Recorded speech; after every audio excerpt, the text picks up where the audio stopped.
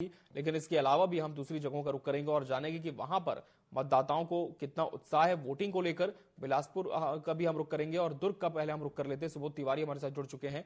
सुबोध जी, दुर्ग में किस तरह की तस्वीर है लोकतंत्र के इस महापर्व को लेकर? कितना उत्साह मतदाताओं में है और किन मुद्दों को लेकर आज पोलिंग बूथ पहुंच रहे हैं मतदाता?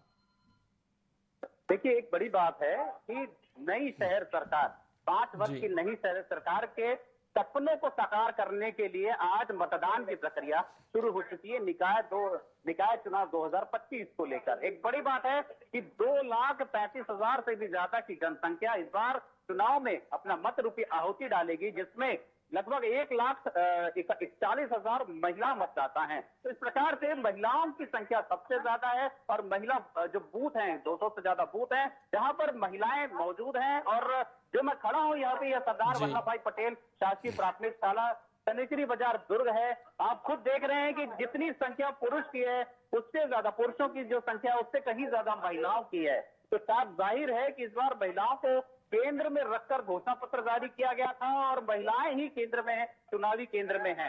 देखने वाली बात होगी कि घोषणा पत्र का और चुनावी वादे इरादों का और प्रयास किए जो प्रत्याशियों ने प्रयास किए उसका कितना फायदा उन्हें इस चुनाव में मिलेगा। बड़ी बात है कि भारतीय जनता पार्टी से एक महापौर और कांग्रेस पार्टी से एक महापौर पद के प्रत्याशी है जिनके बीच सीधी टक्कर है।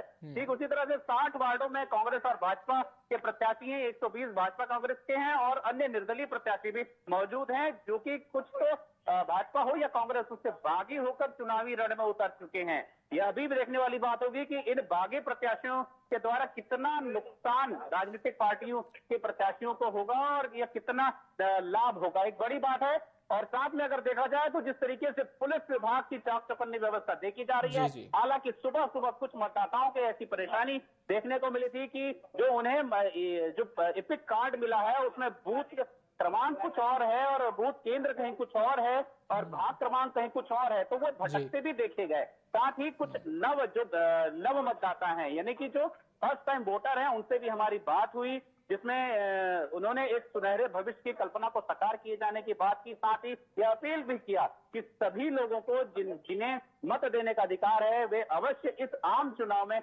मताधिकार का प्रयोग करें। अमित जी। बिल्कुल सुबोध जी, और कहीं ना कहीं लगातार मतदाता पहुंच भी रहे हैं यहां पर अपने मताधिकार का प्रयोग करने के लिए। आपसे आगे भी अपडेट लेते रहेंगे। फिलहाल बहुत शुक्रिया सुबोध जी आपका हमसे जुड़ने के लिए।